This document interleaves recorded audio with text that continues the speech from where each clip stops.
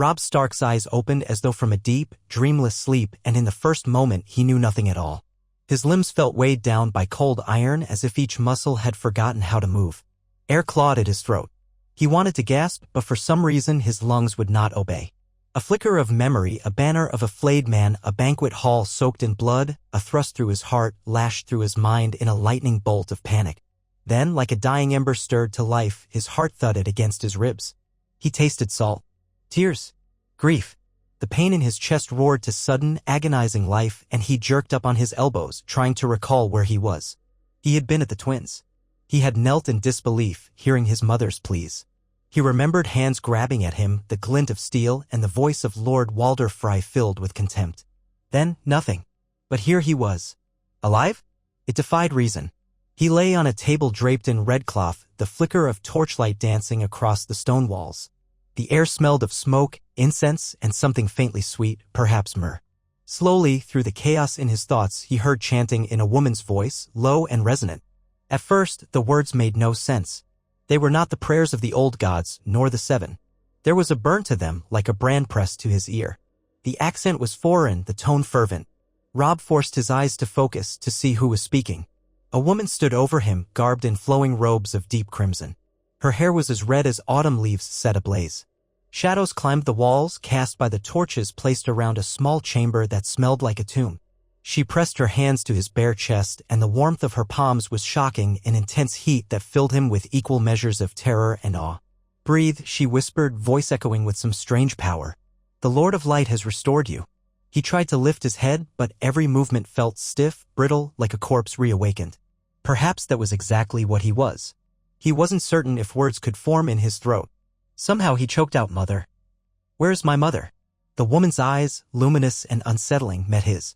"Gone," she said. There was no softness in her tone, yet she did not speak with cruelty either.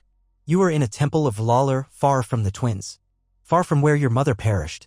At the words, tears burned Robb's eyes. The memory sharpened, his mother's screams, the brutality of knives. The Red Wedding. The Riverlands had become a slaughterhouse.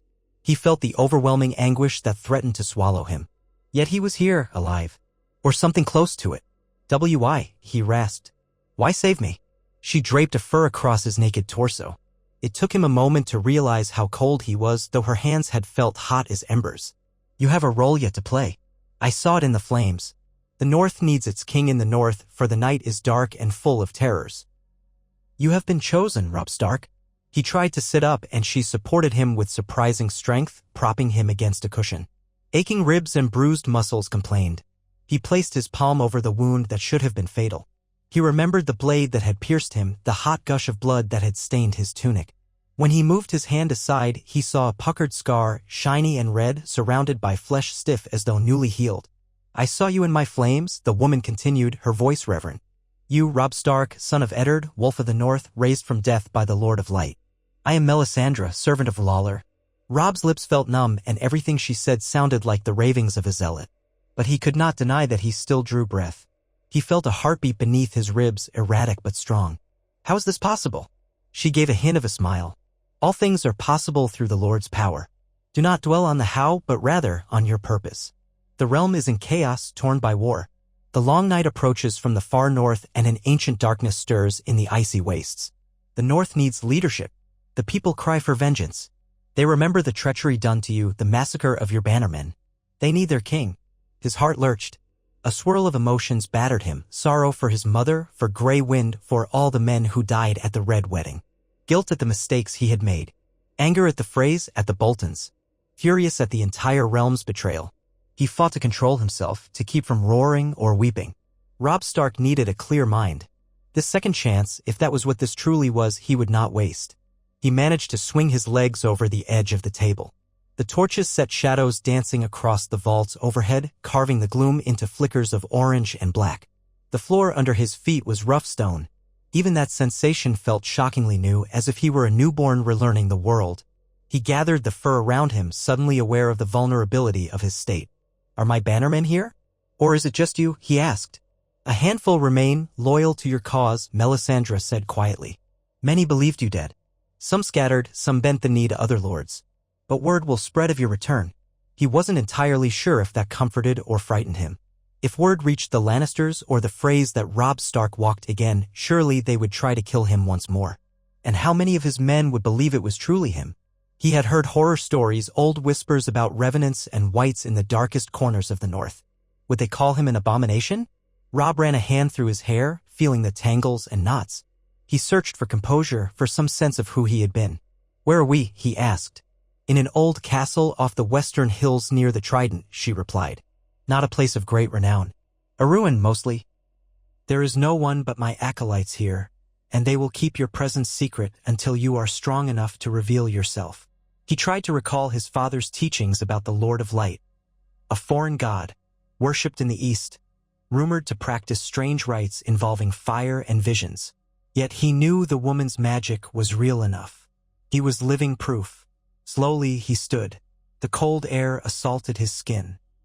He looked down at his chest again, that strange scar glowing faintly in the torchlight. His mind replayed the final moments of the Red Wedding. Caitlyn's sobs, the mocking laughter, the savage betrayal. Robb shut his eyes tight. "I have to avenge them," he muttered, mostly to himself. "My mother, my men. They deserved better." Melisandre's red robes rippled as she moved close, placing a hand on his shoulder. "Vengeance alone will not sustain you, King Robb. You must reclaim the North. You must unite your people. Only then can you face the greater threat that looms beyond your borders." He frowned, remembering the rumors of White Walkers and the undead in the far north. Part of him thought them children's tales. But after what he had experienced, how could he doubt the existence of any dark power? He took a tentative step. When his knees did not buckle, he steadied himself. His mind overflowed with questions, but the only way to address them was to act. "What now? Am I a prisoner here, or will you let me go?" She arched a brow. "You are free if you wish, but I would counsel patience. You have been dead, Your Grace. Your body needs time, your spirit even more. The Lord of Light has granted you a second life, yet such a gift comes at a cost.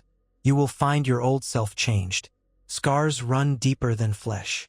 Robb's hand clenched into a fist, and he gazed at the flickering flames in the sconces. The Lord of Light, that was this woman's faith, her power. Could she be using him for some purpose he did not comprehend? Possibly, but he had lost so much already, and the North still needed him. That was reason enough to accept her help. "I need clothes," he said finally, grimly, "and I need to see the men who remain loyal. Then I'll decide what my next move is." Melisandre inclined her head in graceful acquiescence. "As you will, King Robb. This night marks your rebirth." He watched as she turned to one of the acolytes, who had been standing in the shadows, and gestured for them to retrieve garments. A flame danced on a brazier, throwing flickers of light over the woman's hair. There was something about her presence, an aura of unwavering certainty. Perhaps it was born of fanaticism, or maybe a genuine conviction that Robb Stark was destined for greatness. Either way, she had accomplished what had once seemed impossible. She had breathed life back into a dead king. Robb swallowed, pressing a hand again to the puckered scar on his chest, his mind churning.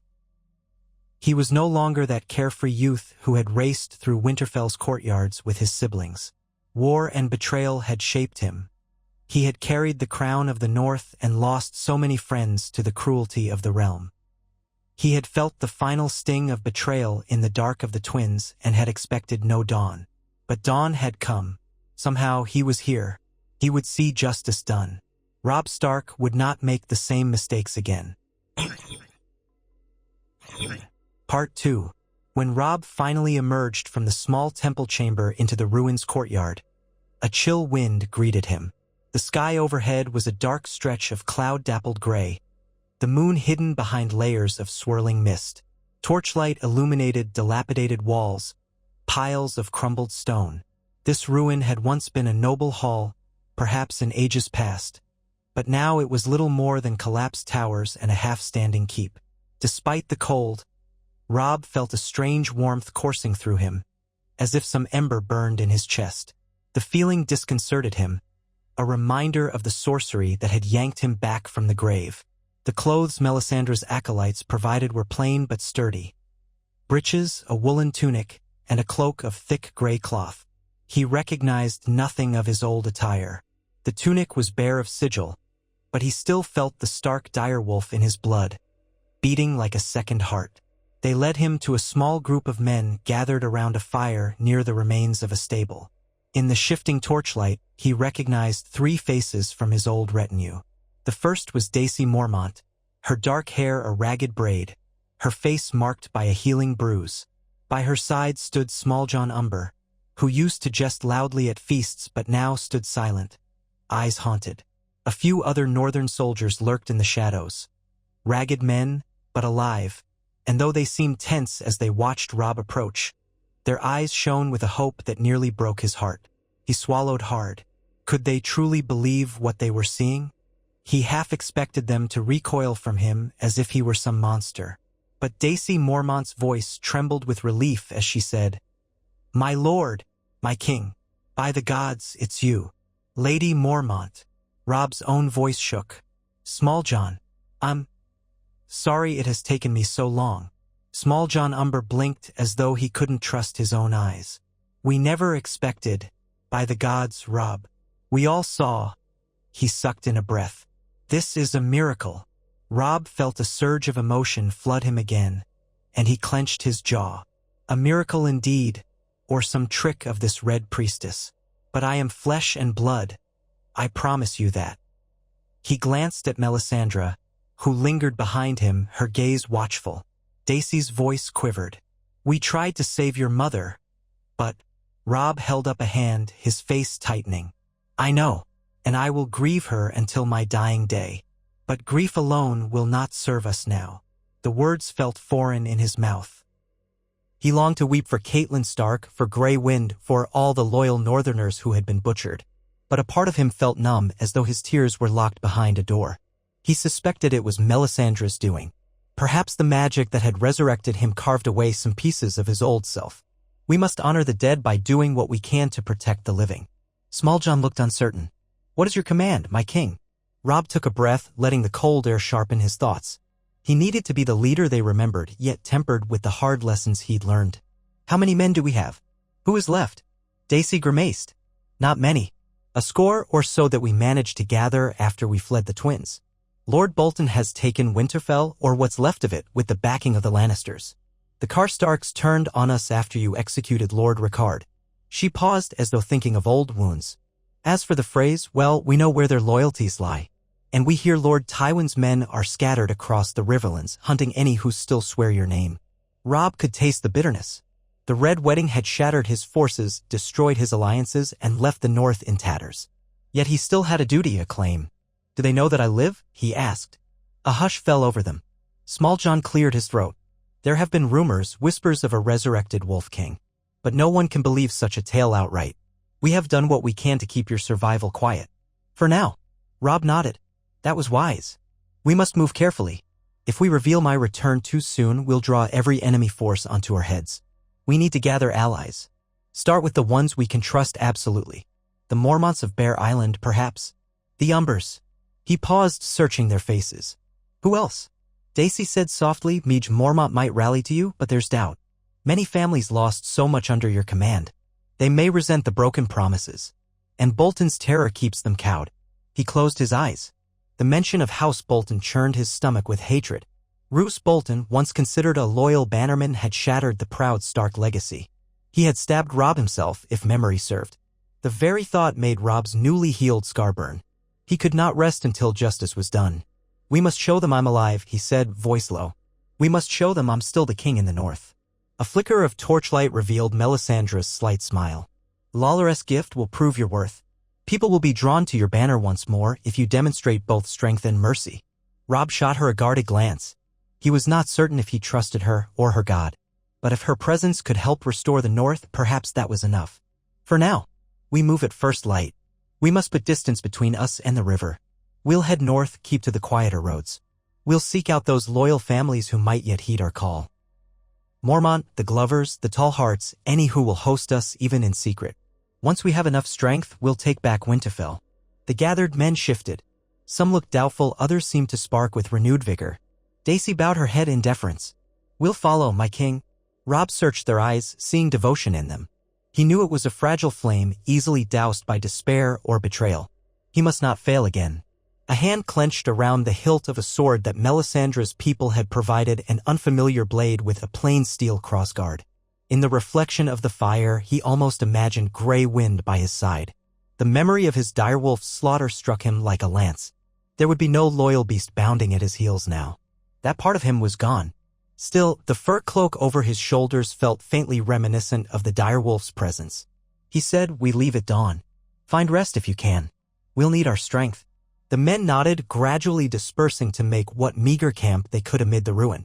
Robb stood with Melisandre beneath the open sky. The moon peeked out from behind a cloud, and he could see the shape of the ruined keep looming overhead. He addressed the Red Woman quietly. "You say the long night is coming. You claim the real war is not between houses, but against something far more terrifying. Yet you've helped me return so that I might fight that war. Why choose me?" She studied him, her red hair shifting in the night breeze. "Lawless reasons are his own, but I have glimpsed shadows in the flames. I saw a wolf crowned in northern ice standing against the coming darkness. I thought it might be your brother, Jon, once, but the vision changed, clarified. The wolf wore your face." Robb felt a pang at the mention of Jon Snow. His half-brother, or so he had always believed, manning the wall. Guilt stabbed him. He should have reached out to Jon earlier, offered him a place in the new Stark-led North. Now everything was so changed that he didn't know what role his brother might play. "You know Jon Snow?" he asked. She tilted her head. "Our paths crossed briefly on the wall.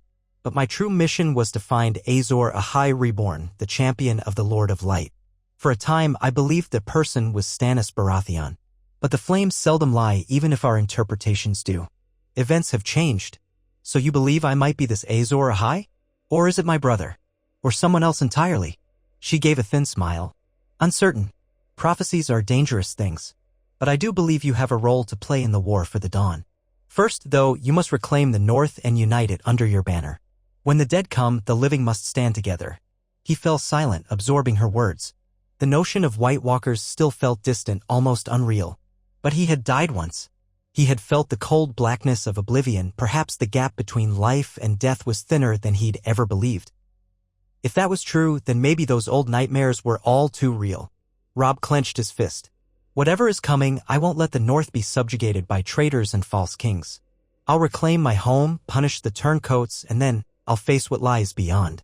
Melisandre's gaze flickered with an unreadable light. "Then may the Lord of Light guide your steps."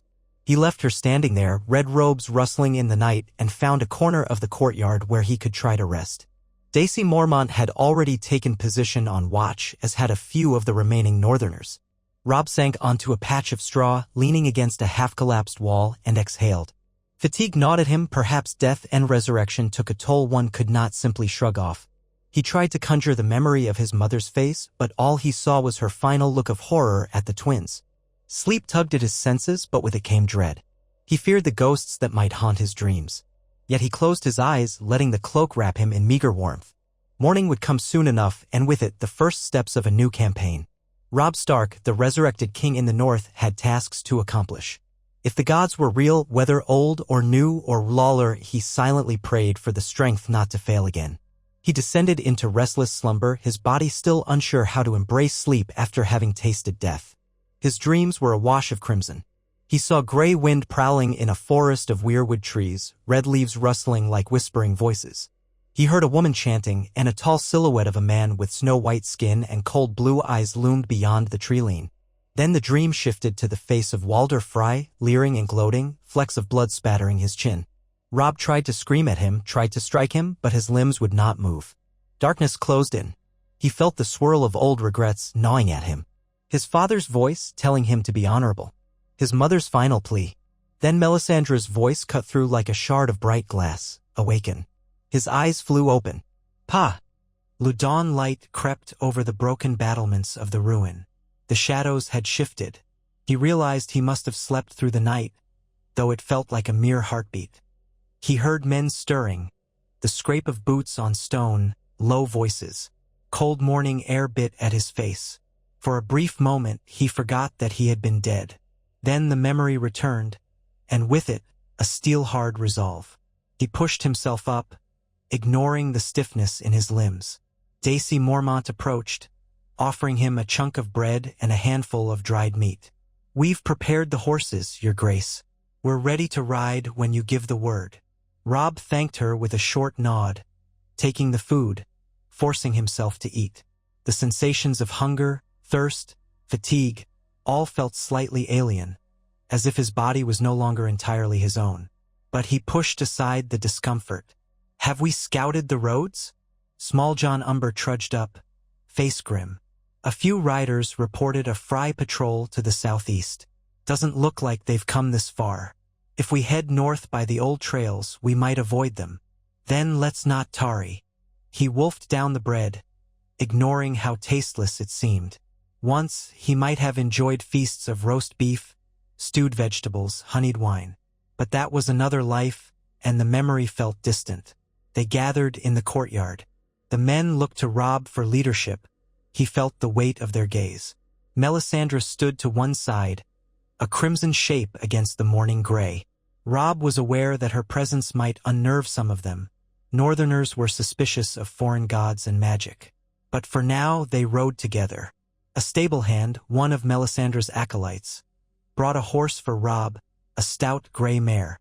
Robb swung onto the saddle, feeling the surge of confidence that came with being mounted. Daisy Mormont and Small John took positions at his flanks, the rest forming a ragged column behind. They were fewer than 30, including the acolytes, a pitiful force for a king. But the journey ahead was about stealth, not open battle. Robb pulled his hood low and led them out of the ruins gate, onto a frost-rimed track that wound toward the forests in the distance. As they rode, the land unfurled in stark silence. Autumn's tail end had withered the fields, leaving them an ashen gold.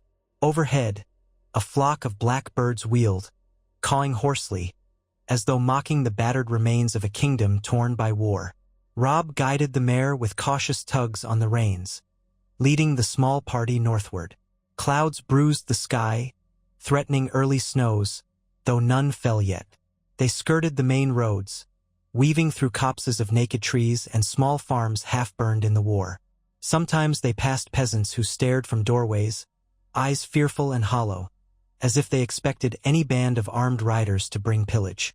Robb's men did not harass them, but the peasants offered no greetings, either. Fear ruled these lands now. By midday, they paused in a small wooded glade. The men dismounted to water the horses and share a quick meal. Robb walked a distance away from them, wanting a moment's solitude. He gazed at the twisted branches overhead, hearing the rustle of dead leaves. For the first time since waking, he felt the presence of the old gods, faint but comforting. He closed his eyes, recalling the heart tree in Winterfell's godwood, the face carved into the weirwood. He murmured a quiet prayer, hoping they might hear him. Then he felt her presence, Melisandre, approaching softly. He turned to find her watching him, a curious glint in her eyes. "You pray to your old gods, yet you were saved by the Lord of Light," she said, not accusingly, but with a hint of amusement. Robb set his jaw. "I was born in the north. The old gods watched over my ancestors for generations. I'm grateful for your help, but I will not abandon the gods of my father." She inclined her head. "Your loyalty does you credit. But be aware, if you mean to stand against the darkness, you will need more than old prayers." He glanced at her, wondering how much was prophecy and how much was zealotry. "I do what I must. The north is my first priority. Then we'll speak of the dead men beyond the wall." She studied him with an intensity that made him uneasy, as though she saw more than he knew. "So be it. Come, your men await you." He followed her back to the clearing. Small John was handing out strips of dried venison and flasks of watered ale. Daisy Mormont scouted the edge of the trees, ensuring no one approached unnoticed. The rest of the men waited for Robb's instructions. He realized they were entirely dependent on him. If he stumbled, they had no direction. For their sake, he needed to be certain. He took a breath. "We ride on. We'll head for the outskirts of the neck, try to approach Moat Cailin from the west. I have old friends there who might help us. If we can slip past Bolton patrols, we'll find a way into the north." They nodded, and together they mounted. The day stretched on, the sky turning from gray to a wan pale color. They traveled in near silence, each man alone with his thoughts. Robb felt every ache in his body, each muscle that still seemed half-frozen by death. But he pressed forward, fueled by a singular drive. To reclaim the North. To avenge his mother. To prove that Robb Stark's story was not over. Nightfall found them in a sheltered hollow by a wide stream. The men set small, discreet fires, dividing into groups. They dared not risk too much smoke. Robb hunkered by one of the flames, letting its heat sink into his bones. Small John and Daisy joined him, and after a moment, Melisandre as well. Daisy spoke in a low voice, mindful of prying ears. Tomorrow, we'll enter territory that the Boltons patrol more heavily. We'll need to keep off the roads entirely. Robb nodded. Aye. The Dreadfort men are ruthless. But we have an advantage, they'll not be expecting me. Our small numbers might be a blessing in that regard. He stared into the flames. What news do we have of the Great John? He was captured, last I heard, after the Red Wedding. Small John grimaced. He remains a captive at the Twins, from what I understand. The Freys wouldn't risk letting him roam free. If we have a chance, we should try to free him. My father's men would rally if he were at your side. Robb exhaled. We need every ally we can get. But first, we slip into the north. Then we'll see about rescuing Great John if it's feasible. They fell silent.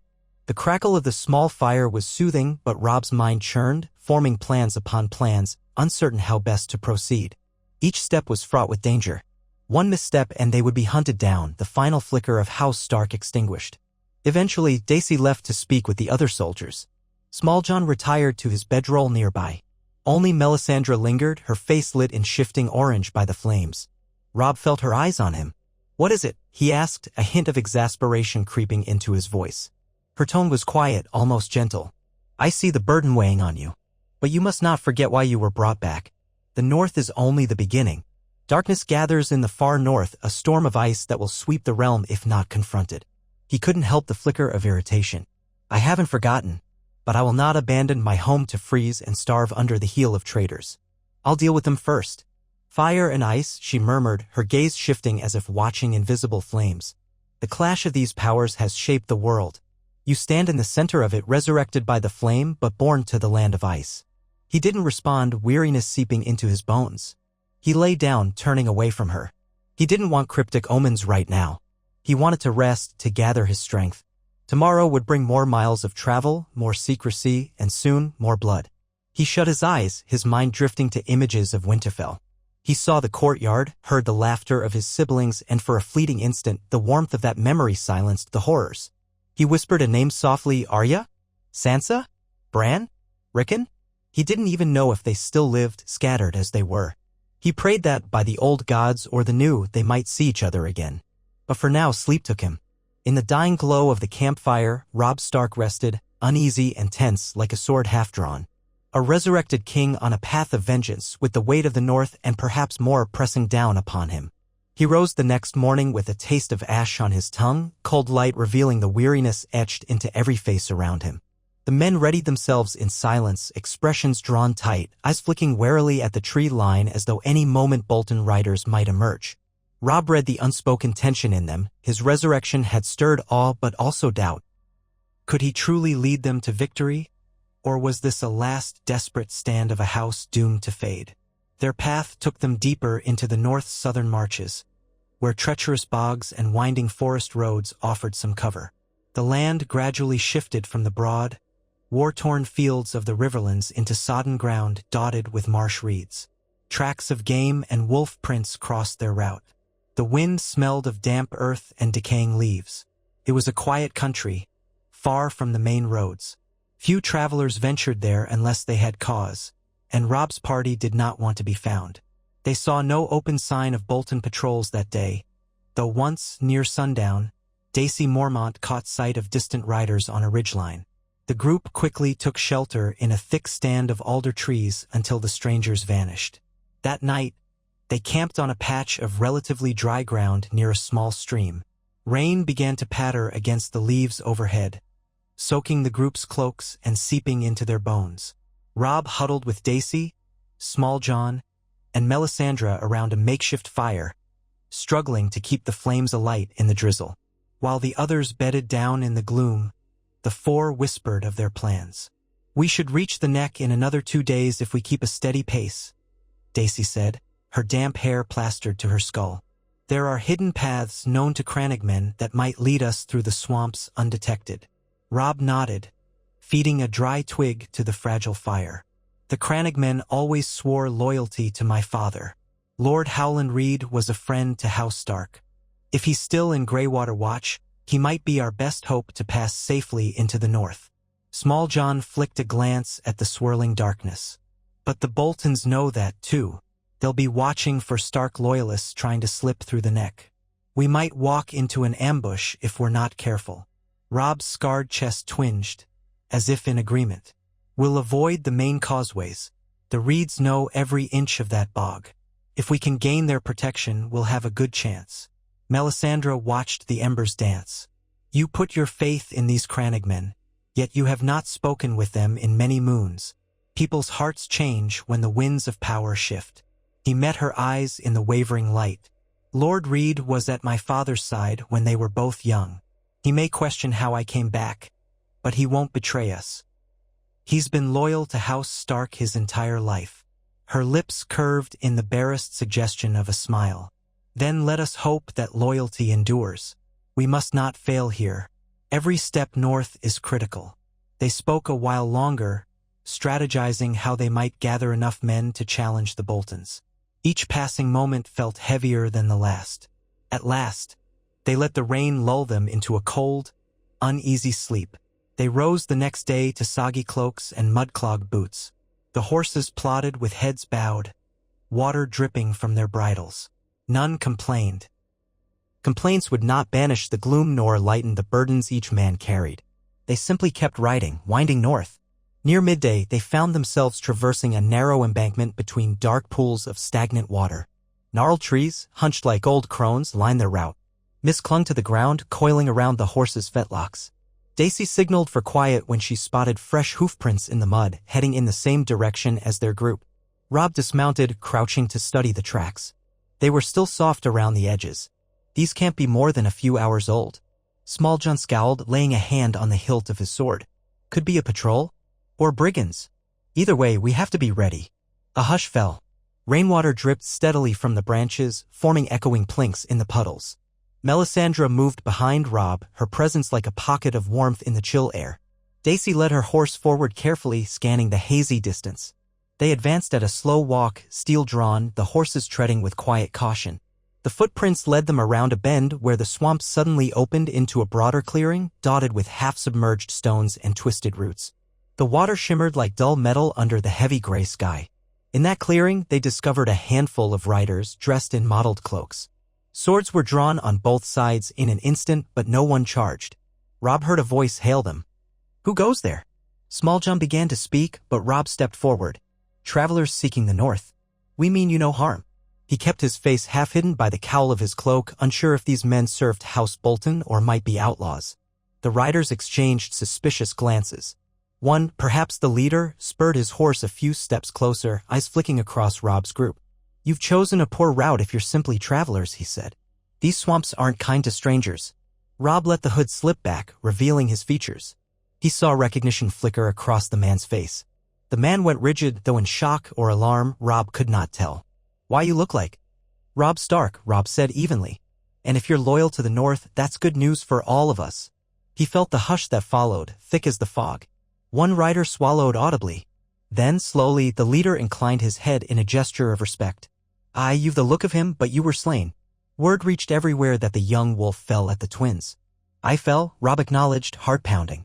"But by the will of the gods or by some strange magic, I've returned. I stand with those who remain loyal to the Stark name." Another rider hissed, "Witchcraft." Melisandre said nothing, though Robb sensed tension radiating from her. He steadied his voice. "We've seen enough betrayals and horrors to last a lifetime. I know how difficult it is to believe I still live. But I swear by the old gods I am Robb of House Stark." He unfastened the top of his cloak and tugged it aside so they could see the thick scar marring his chest, a vicious reminder of his murder at the Red Wedding. Then he pointed to the scars along his torso from battles long past, ones that had not vanished with death. "These are the marks I've carried from the Whispering Wood, from Oxcross, from the Battle of the Camps. If you fought for me, you might remember them." A stir went through the men. The leader, older and thickly bearded, studied the scars, and something in his eyes shifted from skepticism to wary acceptance. "I was at the Battle of the Camps. I remember how you took an arrow in the side near the end. You bled like a stuck boar, but kept fighting until we forced the Lannisters to break." Robb nodded, letting out a careful breath. Yes. And we were victorious that day, though I have had precious few victories since. The men exchanged glances. Finally, the leader sheathed his sword, gesturing for his companions to do the same. My name is Brant of House Reed, sworn to Greywater Watch. We've been scouting for news of possible threats. We heard rumors that the Boltons were tightening their hold on the neck. And we heard rumors of your return, though we didn't credit them at first. Relief surged through Robb. Then we share an aim. I need safe passage to Greywater Watch. I hope that Lord Howland Reed is there and might aid me. Brant nodded cautiously. He will want to see you. But the Boltons are pressing from the east. We must be stealthy. Follow us. We'll lead you along the hidden ways. That was how Robb and his small band came to ride with the Crannogmen. Brant and his people were lightly armored, wearing boiled leather and carrying short spears and nets. They moved through the swamp with practiced ease, avoiding pitfalls that would have swallowed a less skilled traveler. The ground grew ever wetter as they continued, the paths narrower. Eventually, even the horses could not pass in certain places, forcing them to take winding routes of slippery logs and sodden causeways. The men dismounted, guiding their mounts carefully. Throughout the journey, Robb watched Brant and the other Crannogmen warily. Trust was a fragile thing, more so after the betrayals he had suffered. Yet each step the Crannogmen led them deeper into a maze of reeds, trickling streams, and mossy hummocks. Their knowledge of the terrain was unquestionable. Now and then they would halt abruptly, silent as frogs, scanning the murk for signs of an enemy. Twice they veered from their path, apparently circumventing some unknown watchers. At last, they reached a cluster of large, vine-draped trees. Their branches curved overhead like an archway. The Crannogmen guided Robb's group toward the water's edge, where small flat-bottomed rafts were moored. We'll need to punt across from here, Brant said. Greywater Watch does not remain in one place. Robb recalled what his father had once told him. Greywater Watch was a moving castle hidden in the depths of the swamp. It was said to drift, its location never fixed, confounding any who tried to assault it. He felt a tingle of anticipation as he stepped onto one of the rafts, the water lapping at its edges. The men guided the horses onto larger barges. With poles and silent efficiency, they pushed off into the mist. The crossing was eerie. Mist pressed close, swallowing shapes beyond a few feet. The watery channels widened, closing around them in a hush of reeds and black water. A constant drip-drop of condensation from the trees overhead provided a steady beat. Now and then, a fish would break the surface with a splash, or a bird would cry somewhere in the distance. Robb's nerves were taut. Only Melisandre seemed unconcerned, her red robes folded neatly around her, as though the damp meant nothing. Gradually, the fog thinned, revealing rising ground. Wooden palisades emerged from the gloom, lashed together with cunning skill, crowned by sharp stakes. Beyond them stood a modest stronghold of intertwined logs, high platforms, and living trees shaped into walls. Torches flickered along walkways. Structures perched on thick branches woven into the swamp's natural architecture. The entire place seemed half-grown rather than built. Greywater Watch, Brant said quietly. We'll go on foot now. They disembarked onto spongy soil.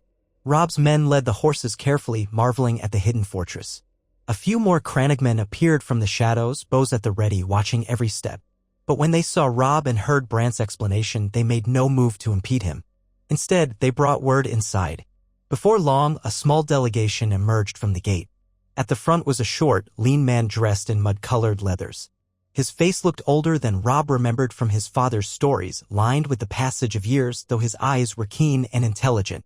He carried no sigils on his person, but Robb needed no G. You was to know this was Howland Reed. When they stood face to face, Reed studied Robb for a long moment. Rain and swamp water glistened in the man's wiry hair. He looked as though he might not speak, so deep was his scrutiny. Then, without warning, he sank to one knee in the mud. My lord, he said softly. Or perhaps I should say, my king. You bear your father's likeness, the same set of your jaw, the same steel in your eyes. And yet I hear a deeper story in your voice. Robb felt a surge of emotion. He recalled his father speaking of Howland's unwavering loyalty, how they had stood side by side during the rebellion against the Mad King. Lord Reed, he said, swallowing past the tightness in his throat, your memory does me too much honor. Reed rose, setting a hand on Robb's shoulder. You are welcome in Greywater Watch. But the rumors I have heard, how can you stand before me now? You were slain in the treachery of the twins. Robb could sense the eyes of every Crannogman upon him. He glanced at Melisandre, standing at his flank like a crimson shadow. I was. But this red priestess, Melisandre of High, somehow brought me back. I cannot explain her powers. Only that I now live and I still claim the north. Howland Reed's gaze shifted to Melisandre, curiosity tempered by caution. The North's memory is long. We do not forget those who stand by us. But foreign sorceries have seldom touched our land. I'll have questions about this when the time is right. She inclined her head. The time will be as the Lord of Light wills it. Robb could feel tension building in the humid air, but Reed waved a hand gently. Your men may enter and rest. I'll provide what shelter and supplies I can. Come, King Robb. We've matters to discuss. They followed him inside. Greywater Watch felt like a living labyrinth. Paths ran across wooden boardwalks, weaving up and around thick tree trunks, bridging watery gaps. Huts of woven reeds clung to branches, forming a dizzying network of platforms and small halls. The fortress had no traditional keep, but a central structure of logs with a wide, open chamber served for gatherings. Reed led Robb and a select few inside while the rest of the company found corners to rest and stow their gear. Small John Umber and Daisy Mormont stayed close, eyeing every new face. Inside the main hall, torchlight flickered on walls hung with furs and the skulls of swamp beasts. The floor was made of sturdy planks, giving a faint sense of floating whenever anyone shifted. Reed offered them clay cups of a hot, pungent brew. Robb drank, finding the taste odd but soothing, like spiced herbs. After they settled, Reed spoke. I'll not demand the how or why of your resurrection. Not yet. For now, I believe the truth of your identity. But I must know your intentions, King Robb. The last time I heard your name, it was in the context of war, and a war that ended in betrayal. Our people bled for House Stark only to see the war lost. Where do we stand now? Robb set down his cup, the tremor in his hand betraying the weight of his emotions. House Bolton has seized Winterfell, backed by the Lannisters. They murdered my family at the Twins. They mean to extinguish the line of Eddard Stark and rule the North through fear. I cannot allow that. I mean to rally whoever is still loyal. We'll drive the Boltons out, reclaim the North, and set things right. The torches crackled softly. Reed regarded him thoughtfully. Some northern houses are too frightened to resist.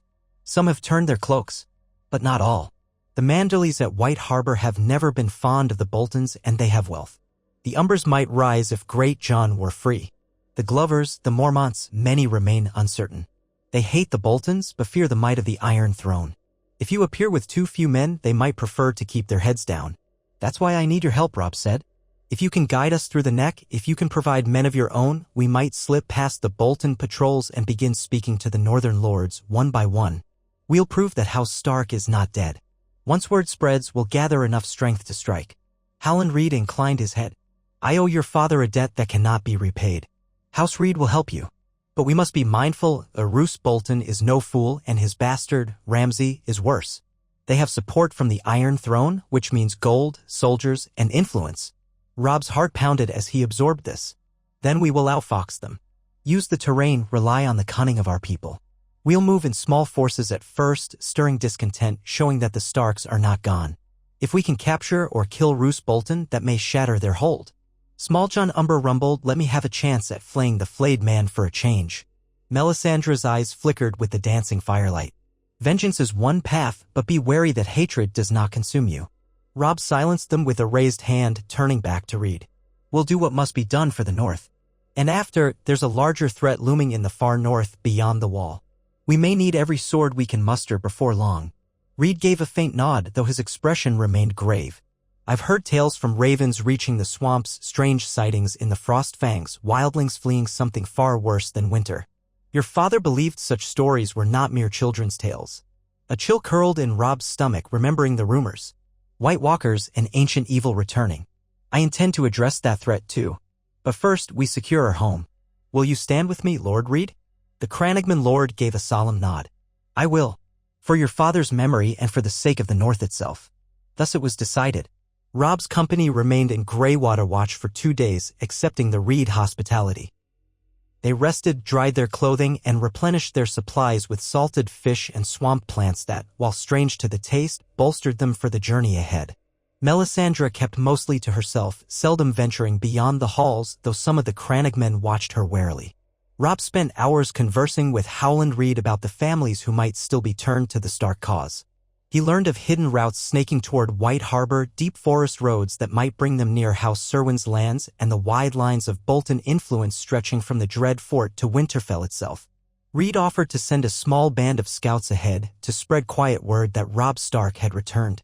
On the third day, the time came to leave the safety of Greywater Watch. Reed could not pledge a massive army. He had relatively few warriors compared to the great houses, but he offered 100 crannogmen skilled in guerrilla tactics. He would remain at Greywater with the rest, moving the fortress as needed to evade enemies. The band of 100, led by Brandt, would accompany Robb to re-establish contact with sympathetic houses. When the departure dawn arrived, Reed met Robb at the wooden gate. Robb had not slept well, his dreams plagued by images of a frozen battlefield, corpses scattered on ice. Yet he rose with determination. Reed clasped his hand, eyes earnest. "Good fortune, my king. If trouble finds you, send word. My men will do all they can." Robb returned the clasp firmly. "Thank you, Lord Reed. One day I hope to see you in Winterfell when it's restored to its rightful seat." Reed's lips twitched into a tired smile. That day would be a glad one indeed. So they set out from Greywater Watch, a larger company than before. Most of the riders still walked, for the swamp made cavalry near useless, but they had enough pack horses to carry essential gear. The crannogmen guided them through watery lanes and hidden causeways, each twist of the path a mystery to outsiders. The air was damp and heavy, mosquitoes buzzing in clouds that tested even the stoicism of the northern soldiers. But they pushed on. After half a day's travel, they reached higher ground, leaving the worst of the bog behind. Ahead, the neck rose into the rolling lands that would eventually become the full sweep of the north. Robb felt a tug in his chest, a sense of returning home. He had never thought the mere sight of those distant pine forests would stir such a fierce longing. But Winterfell was out there, and if he had any say, it would be his again. They pressed forward under a leaden sky, the wind carrying a hint of chill that spoke of encroaching winter. Late that afternoon, the crannogmen scouts spotted riders on the horizon, Bolton men. The column halted in a copse of stunted trees, and Robb conferred with Brandt, Dacey, and Small John. Through a spyglass, they watched a patrol of perhaps 24 men bearing the flayed man's sigil pass along a dirt track. "We could ambush them," Small John growled. "Paint the mud red with Bolton blood. Show them we're not dead." Brandt frowned. "We might kill them all before they can raise an alarm. But if even one escapes, the Boltons will know about your presence, my king. Then every road north of the neck will swarm with patrols." Robb considered. "An open fight might gain us little. We don't yet know if we can rally enough houses to muster a proper attack. If the Boltons hound us prematurely, we lose the chance to gather quietly. But I dislike letting them wander free." Melisandre spoke, her voice low. "Sometimes a spark is needed to kindle a larger flame. Fear of the Boltons keeps your allies silent. They need a sign that the tide is turning."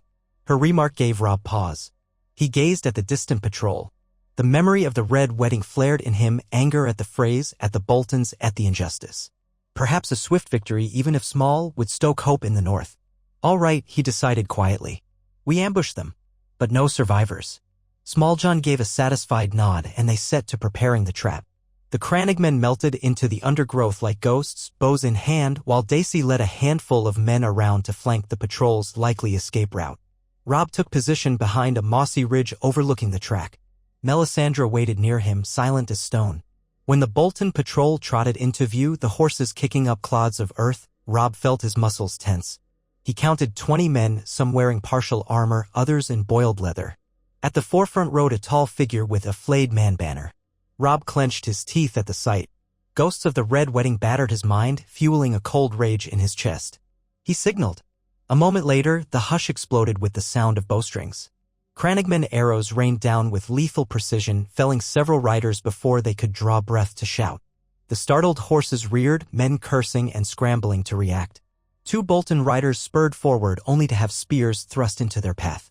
One was unhorsed, landing with a wet crunch. Another arrow found him in the throat.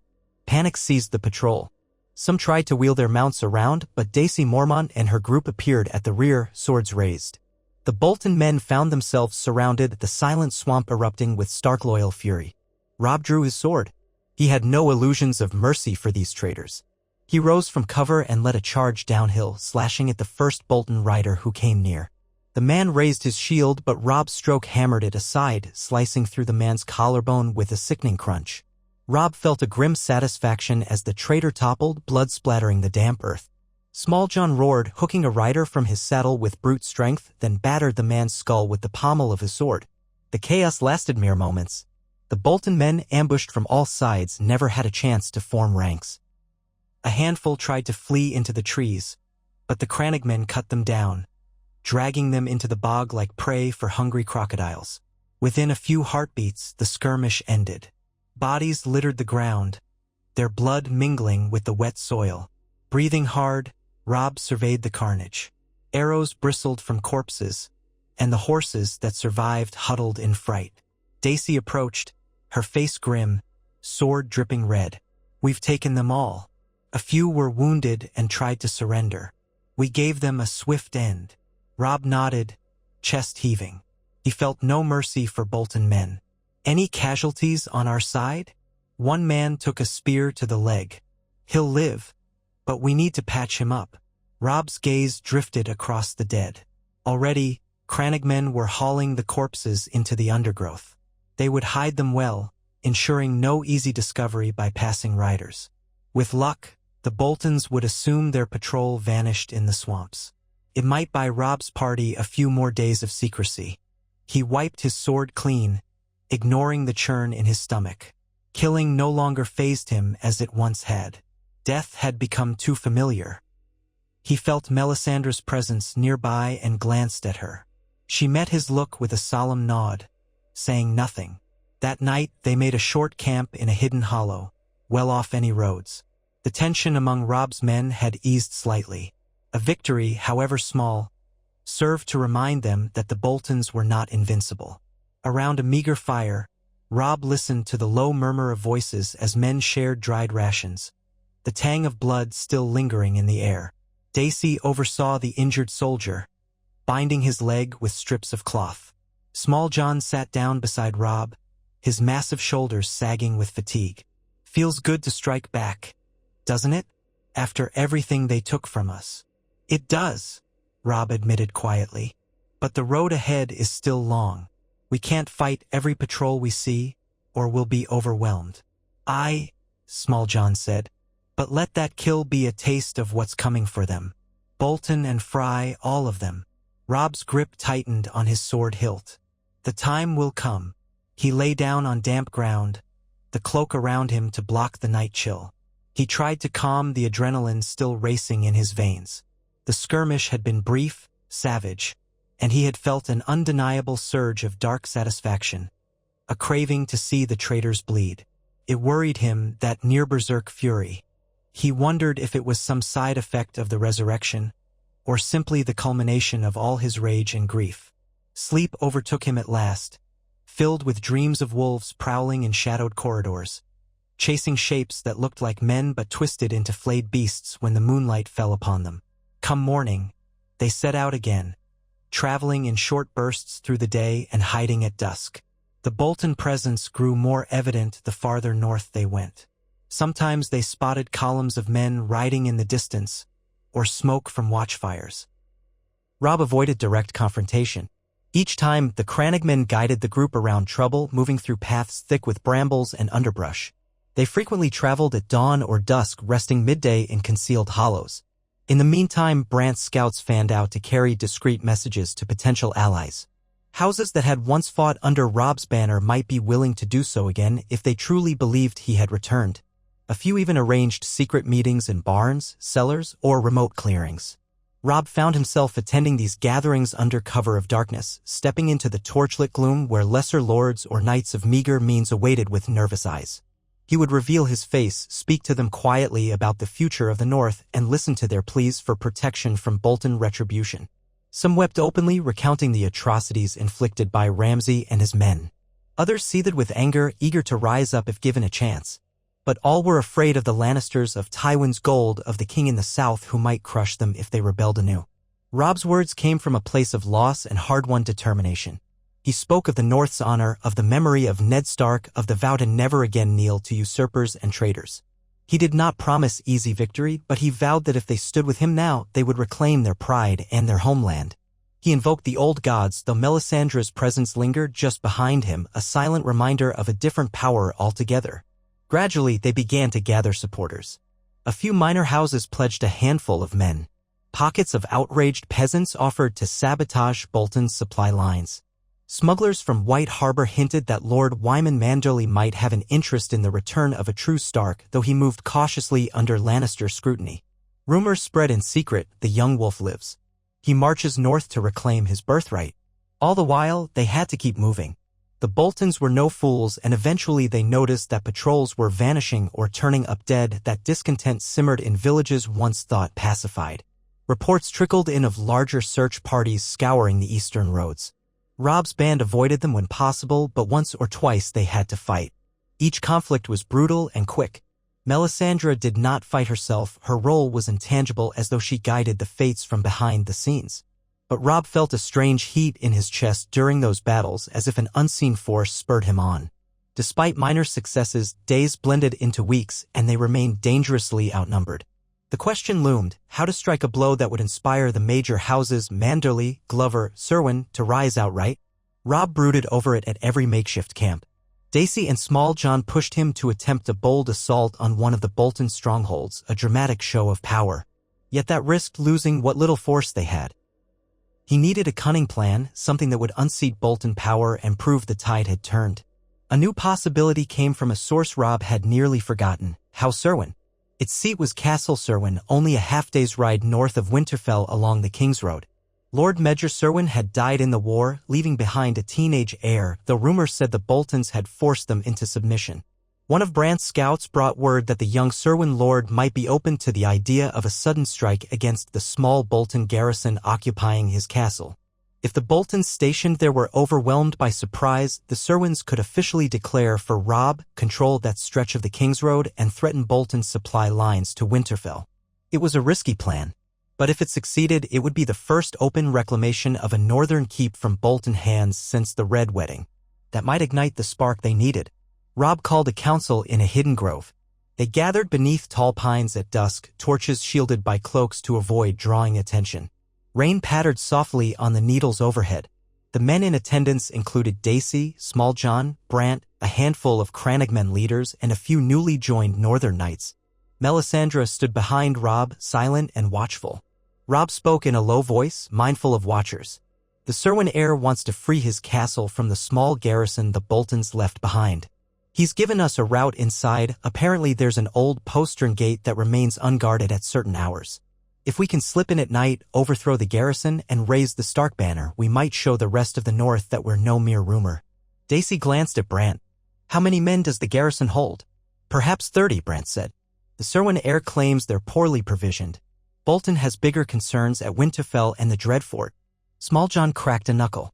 We can handle 30. A. And D if we have Serwyn's men on our side. That gives us another 60 or so. Maybe more if peasants join. Robb nodded, though tension tightened his throat. We must be swift and silent. No alarm, no messenger escaping to warn Roose Bolton. If he realizes we've seized Castle Serwyn, he might march an army down from Winterfell. Dacey's eyes glinted. We'll strike like a pack of wolves in the night, then vanish before dawn if we must. But if we hold the keep, that's a strategic advantage on the King's Road. Small John laid a hand on his sword. Let's do it, my king. Robb looked from face to face. Every person there carried old wounds, losses that fueled their resolve. He felt his heart hammering, a mix of fear and anticipation. At last he said, Very well. We move tomorrow under cover of darkness.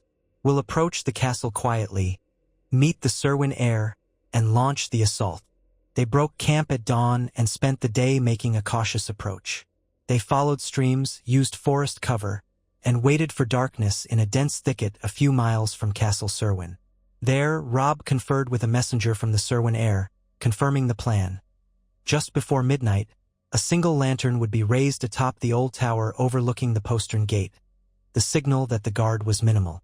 Robb's group would then slip inside, hoping not to stir the sleeping garrison.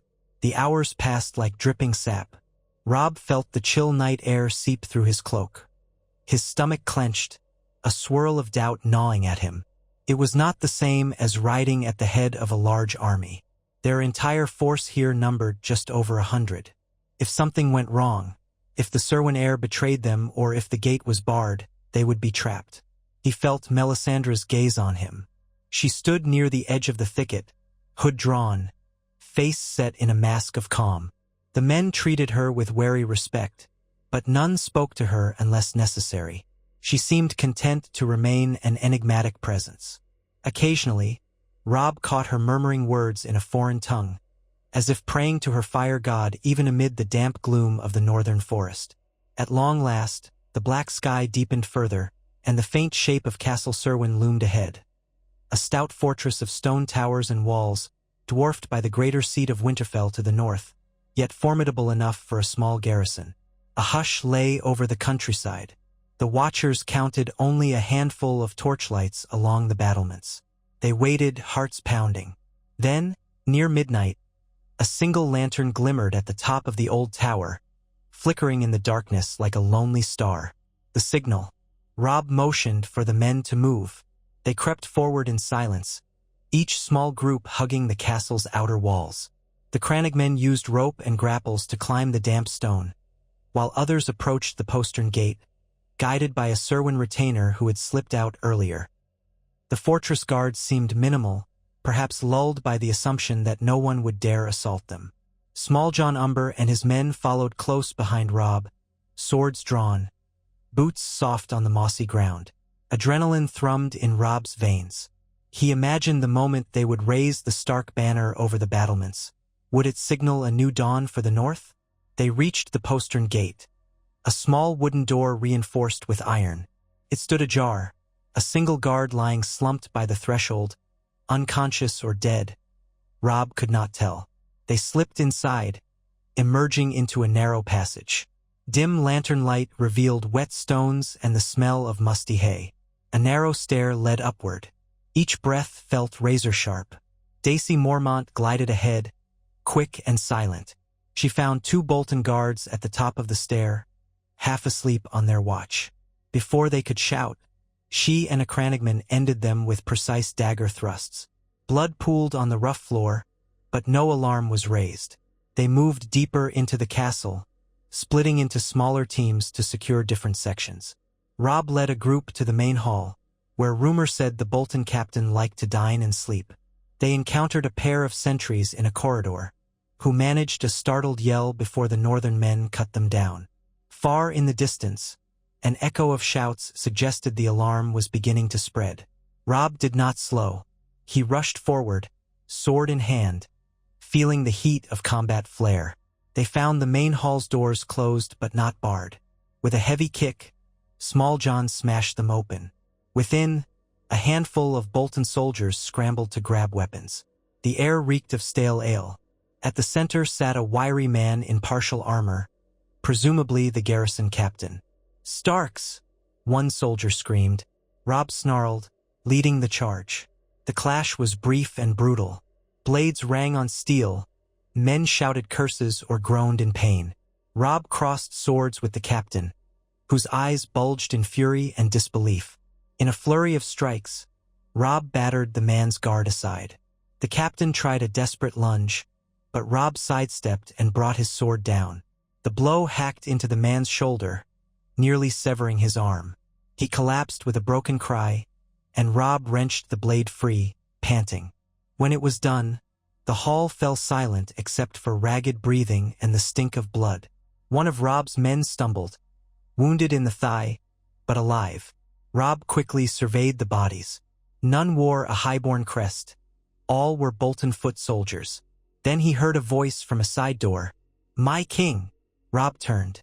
A youth stepped out, maybe 16 years of age, flanked by a single retainer who carried a dagger. The youth's face was pale, eyes wide. He wore a tunic embroidered with the Serwyn sigil, a black battle-axe on silver. This must be the new Lord Serwyn. Robb lowered his sword, though his pulse still pounded. "Lord Serwyn." The boy nodded, swallowing. "It's really you. I only believed half of what they said. But you've come. My men have subdued most of the garrison. Some fled, but we've locked the gates. Castle Serwyn is yours, King Robb." A wave of relief and cautious triumph washed over him. He remembered the old Lord Major Serwyn, who had been a gruff but loyal bannerman to House Stark. Now his son stood here, trembling with the aftermath of sudden violence, but determined to reclaim his birthright. Robb reached out, clasping the boy's shoulder. "No, it remains yours, Lord Serwyn. I only ask that you hold it in the name of House Stark. You've done well." Tears gleamed in the boy's eyes, whether from shock or joy.